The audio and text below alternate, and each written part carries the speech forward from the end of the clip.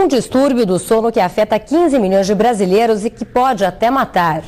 O sinal de alerta surge na penumbra. Roncava muito, alto e constante, né? Então esse ronco foi se transformando naquelas paradas respiratórias. A consequência de cada noite mal dormida aparecia no dia seguinte. Eu comecei a ficar agressivo, tá? Durante o dia com o pessoal no escritório, né? E à noite principalmente com minha esposa, porque eu não conseguia dormir.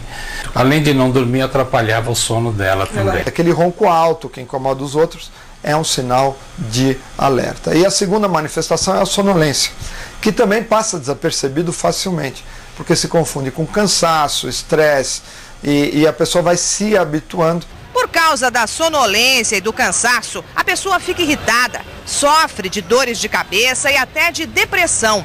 Já se sabe que o estresse causado ao organismo pode tornar o indivíduo hipertenso e causar impotência sexual. Provoca também o entupimento das artérias, o que pode levar ao infarte e à morte. Por acidente vascular cerebral, infarto agudo do miocárdio, risco de hipertensão arterial sistêmica.